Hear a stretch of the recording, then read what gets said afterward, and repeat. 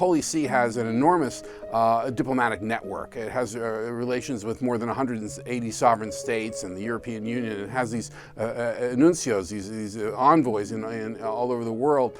But beyond that, it has a capillary network through bishops, pastors, nuns, and Catholic laity all over the world, and it has a really is truly informed global consciousness because the Catholic Church is present practically everywhere. With a total of 184 nunciatures scattered throughout the world, the Holy See's diplomatic mission connects the Church with nations across the globe. The headquarters from which this mission is coordinated is the Vatican Secretariat of State. When we hear the Holy Father speaking, he always appeal for peace, for the peaceful solution of the conflicts everywhere. And the Secretary of State and the diplomacy of the Holy See is trying to put into action. Here, the world's smallest state coordinates one of the world's oldest and largest diplomatic networks. Vatican diplomacy is one of the oldest in the world, and it's not just wine that benefits from age, so does the wealth of experience that comes with it. Hardly anyone knows the inner workings of the Vatican as well as Archbishop Georg Ganswein. For 21 years, he served as the private secretary of Pope Benedict XVI, and under Pope Francis, he remained prefect of the papal household until 2020.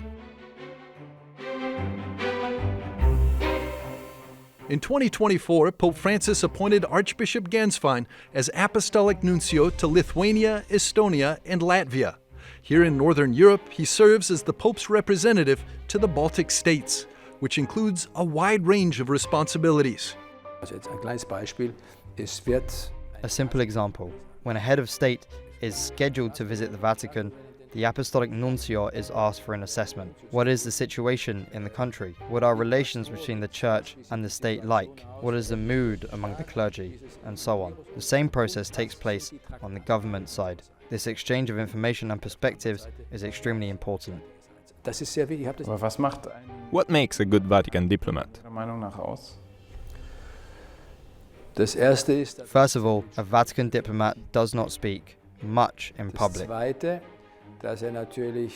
Also, he must keep all his senses open, observing, listening, and carefully assessing the situation. What is happening? What matters most? Where can I, as a nuncio, contribute? And where must I intervene? That is why it is important for a nuncio to be approachable and willing to listen. He needs to take on board ideas and concerns, while also recognizing where problems may need to be addressed and resolved. Impulse aufnimmt oder auch sieht, was möglicherweise zu bereinigen ist. Bishop Frederick Hansen from Norway was raised Protestant. After his conversion, he became a priest and joined the Holy See's diplomatic service. In 2025, he was consecrated Bishop of Oslo. I also considered a diplomatic service for Norway when I was coming to university. So it was there, and then in the providence of God, I eventually, as you said, ended up in the diplomatic corps of the Holy See. But what is it like to be a diplomat of the Holy Father? I found it very interesting, very rewarding, and challenging. I had a rather particular type of service as a papal diplomat. I was first in the nunciature in Honduras in Central America, which is largely about being the connection between the Holy See, the Apostolic See, the Vatican, and the local church. But then I spent more than 6 years in multilateral diplomacy, part of the missions of the Holy See to the United Nations and international organizations, first in Vienna in Austria, and then in New York at the headquarters of the United Nations. So that was a completely different kind of diplomatic work. Going to meetings, preparing speeches for the nuncio. Especially in these turbulent times, the Pope continues his efforts to promote world peace through the Holy See's diplomatic network. The Pope emerges as the preeminent religious figure in the world. He obviously doesn't speak for everyone, but there's no other religious leader like the Pope. And so in a sense, for many people, he stands as the representative of organized religion. And so that gives him a kind of global moral authority and credibility.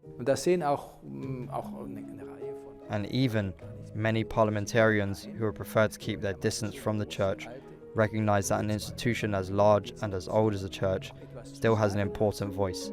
They understand that it is wise listening to. Darauf hört.